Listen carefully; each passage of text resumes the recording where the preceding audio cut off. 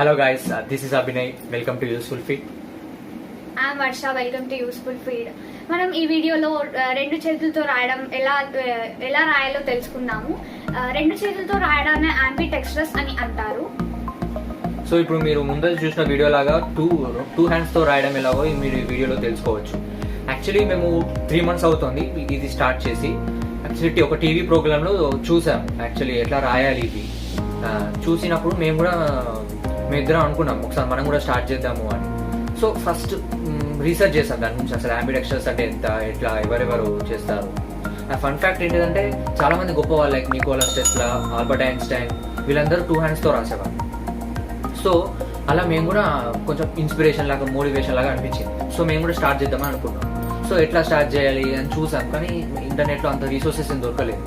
So మనమే ఏదైనా కొత్తగా చూద్దాము ఎట్లా స్టార్ట్ చేద్దాము అని అనుకున్నాం. So first we both are right handed. So మాకు రైట్ హ్యాండెడ్ ఎక్కువ అలవాటు ఉంటుంది. సో నీకు 2 hands రావాలంటే ఫస్ట్ లెఫ్ట్ కూడా రావాలి. సో లెఫ్ట్తోనే ఎలా చేయాలి అనేది మేము ఫస్ట్ అనుకున్నాం. సో మీరు కూడా నేర్చుకోవాలనుకుంటే మీకు ఫస్ట్ 5 stages ఉంటాయి. అందులో first one left hand writing. అంటే లెఫ్ట్ అనే కాదు, ఒకవేళ లెఫ్ట్ హ్యాండ్ ఆటోమేటిక్గా వచ్చిన వాళ్ళు రైట్ హ్యాండ్ నేర్చుకోవాలి, రైట్ హ్యాండ్ వచ్చిన వాళ్ళు లెఫ్ట్ హ్యాండ్ నేర్చుకోవాలి. సో ఆపోజిట్ అన్నట్టు. ఇది మేము ఎలా నేర్చుకున్నాం అంటే ఫస్ట్ ఇది మాకు ఆటోమేటిక్గా రైట్ వస్తుంది. ఏదైనా పని చేయాలంటే ఇప్పుడు ఏదైనా తీసుకోవాలంటే నేను డైరెక్ట్గా రైటే తీసుకుంటాను. సో అలా ఏం చేస్తామంటే ఇది పని చేయదు, ఇది అయిపోవాలి, ఓన్లీ లెఫ్ట్ మాత్రమే పని చేయాలి. సో మేము రైట్ హ్యాండ్ బాడీ కట్టేసుకున్నాం డైరెక్ట్. సో అప్పటి నుంచి స్టార్ట్ చేసాం ఒక 10-20 days వరకు. అప్పుడు ఏమవుతుందంటే ఏదైనా పని చేయాలన్నది ఆటోమేటిక్ చేయి కట్ అయిపోతుంది కాబట్టి ఈ లెఫ్ట్ చేయిని పని చేస్తూ ఉంటుంది అది ఏదైనా తీసుకోవాలన్నా. సో అట్లా మాకు ఇది ఫస్ట్ అలవాటు అయిపోవాలి ఈ బోన్ అనేది. ఎందుకంటే రైట్ హ్యాండ్ ఉన్న వాళ్ళు ఇది ఒకటే బాగా వాడుతుంటారు. సో ఇది నీకు అంత వాడుకోలేము. సో దీనికి ఎప్పుడైతే ఎక్కువ పని పెడతా ఉంటే ఇది ఫ్రీ అయితే హ్యాండ్స్ అవన్నీ లైక్ చిన్న పనులు లైక్ బ్రషింగ్, ఏదైనా వెజిల్స్ తీసుకెళ్లడం కానీ, ఏమైనా కట్టడం కానీ, థ్రెడ్ కట్టడం కానీ. సో ఇవి లెఫ్ట్ హ్యాండ్ తో చేస్తే మనకి ఇది డామినెంట్ హ్యాండ్ అయిపోతుంది అప్పుడు. సో అప్పుడు మీకు 2 ఈక్వల్ గా పవర్స్ వస్తాయి. సో బ్రెయిన్ అనేది 2 hands కి ఈక్వల్ గా పవర్ ఇస్తుంది. సో దాని తర్వాత మేము మెల్లమెల్లగా రాయడం స్టార్ట్ చేసాం.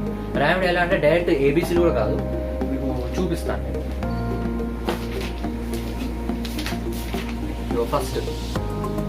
ఫస్ట్ ఇందులో మీకు జస్ట్ స్లాంట్స్ అంటే లైన్స్ లేగా ఫస్ట్ ఒక లైన్ ఆటోమేటిక్గా చాలా గలీజ్ వస్తాయి, అంటే బాగా రావు అవి. ఫస్ట్ లైన్ స్ట్రైట్ లైన్స్ ఉండవు. దాని తర్వాత రాసుకుంటూ వెళ్ళాలి. దాని తర్వాత స్లాంట్స్ రాయాలి, స్లాంటింగ్ లైన్స్. దాని తర్వాత హారిజంటల్ లైన్స్. సో అట్లా ఒక 2-3 days, ఒక 5 days వరకు మీకు మాక్సిమం ప్రాక్టీస్ చేయి ఫ్రీ అవుతున్న అట్లా చేసుకుంటూ పోయిన తర్వాత నిర్మల్ కొన్ని డయాగ్రామ్స్ అంటే స్క్వేర్, ట్రయాంగిల్, సర్కిల్ ఇవన్నీ వేసుకుంటూ పోవాలి. సో అప్పుడు మీకు ఇది ఇంకా బాగా ఫ్రీ మూవ్మెంట్ అవుతుంది. దాని తర్వాత స్లోలీ ఇక మీకు ఆల్ఫాబెట్స్ స్టార్ట్ చేయొచ్చు. అట్లా మేము ఒక టార్గెట్ పెట్టుకున్నాం 30 days, 1 month ఒక లెఫ్ట్ హ్యాండ్ రైటింగ్ ఈ 1 monthలో అయిపోవాలి. సో డైలీ ఒక 2 maximum, minimum 2 pages, maximum 4 pages. So అట్లా రాసుకుంటూ పోయినాం.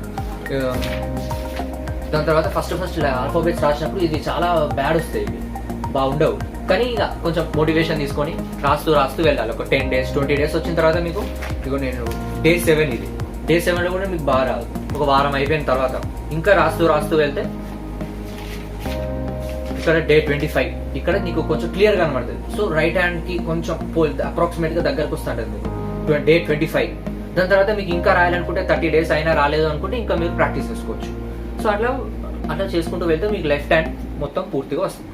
నార్మల్ బుక్స్ లో కాకుండా 4 rule బుక్స్ లో అయితే ఇంకా మీకు బెటర్ గా ప్రాక్టీస్ చేయవచ్చు. 4 rule బుక్స్ లో అయితే మనము ఏ లైన్ కి ఎలా అంటాలి అని మనకు తెలుస్తుంది కాబట్టి 4 rule బుక్స్ అనేది చాలా హెల్ప్ అవుతాయి దీనికోసం. అందుకని సో లెఫ్ట్ హ్యాండ్ రైటింగ్ వచ్చిన తర్వాత మీకు కొంచెం లెఫ్ట్ హ్యాండ్ రైటింగ్ పర్ఫెక్ట్ గా అనిపిస్తే నెక్స్ట్ స్టెప్ కి మూవ్ అవ్వచ్చు.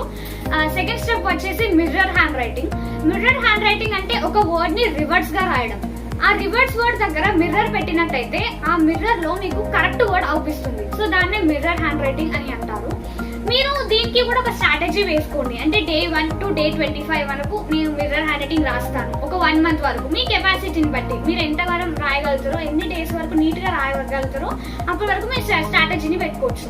నేనైతే Day 30 వరకు అని పెట్టుకున్నాను. సో 1 month నేను రాసాను.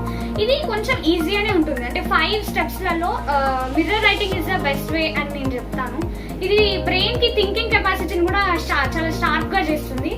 స్టార్టింగ్ Day 1 మనం ఆ పదంని చూడగానే మనం దాన్ని రియలైజ్ చేయలేము అసలు ఒక పదంని మిర్రర్ లో. ఎందుకంటే మనం రివర్స్ గా చదవాలి కదా, మనం అది చేయలేము.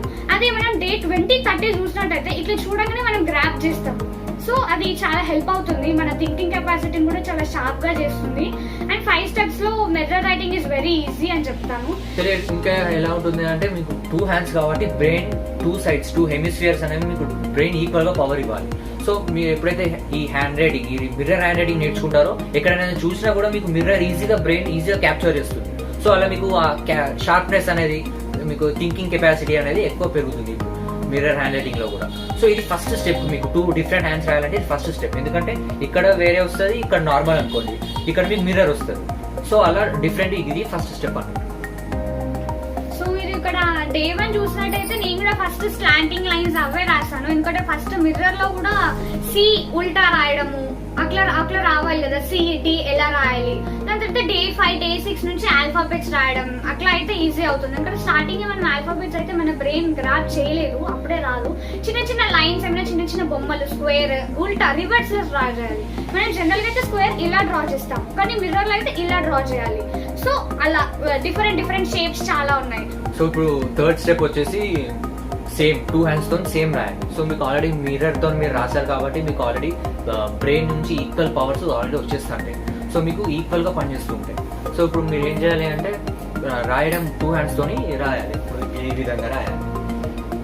అప్పుడు ఎలా రాయాలి అంటే ఫస్ట్ 2 straight lines 2 రాయాలి. సో అప్పుడు ఈ మూవ్మెంట్స్ 2 hands అనేది సేమ్ కరెక్ట్ మూవ్మెంట్స్ లో రావాలి. సో దాని తర్వాత స్లాంట్, దాని తర్వాత హారిజాంటల్, దాని తర్వాత కొంచెం సర్కిల్. సో ఈ విధంగా సో సేమ్ మూవ్మెంట్స్ సేమ్ ఉండాలి. సో అలా ఒక 30 days ప్రాక్టీస్ చేయాలి. సో ఆల్రెడీ మీకు మిర్రర్ రాస్తారు కాబట్టి మీకు ఆల్రెడీ 2 మూవ్మెంట్స్ వస్తుంటాయి. సో మీకు ఇది కూడా ఈజీగా అనిపిస్తుంది. సో మీకు ఇంకా రాలేదు అనుకుంటే ఎక్స్టెండ్ చేసుకోవచ్చు. థర్డ్ స్టెప్ 2 hands తో సేమ్ గా రాసిన తర్వాత 4th స్టెప్ వచ్చేసి left hand mirror, right hand normal. ఇది కొంచెం టఫ్ అనే అనిపిస్తుంది. ఆల్రెడీ మన గ్రిప్ వస్తుంది కాబట్టి కొంచెం టఫ్ అనే చెప్పొచ్చు. ఎందుకంటే 2 hands డిఫరెంట్ గా పనిచేయాలి, కానీ కొంచెం టఫ్ గా ఉంటుంది. దీనికి స్ట్రాటజీ వచ్చేసి 45 days పెట్టుకుంటే బాగుంటుంది. ఎందుకంటే ఇది కొంచెం టఫ్ కాబట్టి ఎక్కువ రోజులు పెట్టుకుంటే మనకి ఇంకా ఎక్కువ ప్రాక్టీస్ అవుతుంది. సో ఇక లాస్ట్ ఎక్స్ట్రీమ్ లెవెల్ ఇది వచ్చేసి 2 different hands. ఇది మన గోల్, ఇది ambidextrous అన్నట్టు. సో ఇక్కడ ఏం చేయాలంటే మీకు ఆల్రెడీ ఒక 60 to 70% వచ్చినట్టు ఈ 4 steps తో. ఈ 5 step అనేది లాస్ట్ అన్నట్టు. సో ఎట్లా రాయాలంటే ఇది కూడా సేమ్ లైన్స్ తోనే, ఇక్కడ స్ట్రైట్, ఇక్కడ హారిజంటల్ ఒకటేసారి రాయాలి. ఒకటే విధంగా సైమల్టేనియస్లీ స్ట్రైట్ అండ్ హారిజంటల్ ఇట్లా ఈ విధంగా రాస్తూ ఉండాలి. దాని తర్వాత ఒకసారి స్లాంట్, ఒకసారి ఈ విధంగా కర్వ్, స్లాంట్, కర్వ్, ఇట్లా ఈ విధంగా రాస్తూ ఉండాలి. సో మీకు ఒక 2-3 days ఇది ప్రాక్టీస్ చేస్తూ ఉండండి. దాని తర్వాత మెల్లమెల్లగా ఇక్కడ స్క్వేర్, ఇక్కడ సర్కిల్, ఇక్కడ ట్రయాంగిల్, ఇక్కడ రెక్టాంగిల్. సో ఈ విధంగా రాస్తూ ఉండాలి. దాని తర్వాత మెల్లమెల్లగా ఆల్ఫాబెట్స్ కూడా స్టార్ట్ చేయొచ్చు. సో మీకు కొన్ని టిప్స్ కూడా ఇప్పుడు నేను చెప్తాను. సో టిప్స్ వచ్చేసరికి మీరు ఏమైనా ఇన్స్ట్రుమెంట్స్ అని, మ్యూజిక్ ఇన్స్ట్రుమెంట్స్ ఒకవేళ మీరు నేర్చుకుంటున్నారు అనుకుంటే అది 2 hands తో ఉపయోగపడేది నేర్చుకోండి. లైక్ సపోజ్ డ్రమ్స్ లేదన్నా గిటార్. సో రైట్ హ్యాండ్ నేర్చుకునే బదులు దాన్ని ఇటు సైడ్ పెట్టుకొని లెఫ్ట్ హ్యాండ్ తో నేర్చుకుంటే కూడా మీకు అలవాటు అవుతుంటుంది. దాని తర్వాత నెక్స్ట్ టిప్ వచ్చేసరికి చిన్న పనులు like brushing, all other small things మీరు అలా చేయొచ్చు. దాని తర్వాత డంబుల్స్ ఏమైనా ఎక్సర్సైజ్ చేయండి. లెఫ్ట్ హ్యాండ్ కి ఎక్కువ పని ఇవ్వండి. అంటే ఏమైనా ఎక్కువ వెయిట్ లేపడం కానీ డంబుల్స్ ఏమైనా చేయండి. సో అప్పుడు ఈ హ్యాండ్ చాలా ఫ్రీ అవుతూ ఉంటుంది కదా. So we can use both the hands at the time. So this video is all about this and thank you. అందరికి నచ్చుతుంది అనుకుంటున్నాను. మీరు కూడా ట్రై చేయండి. సో మీకు బ్రెయిన్ కూడా షార్ప్ అవుతుంది. Thank you.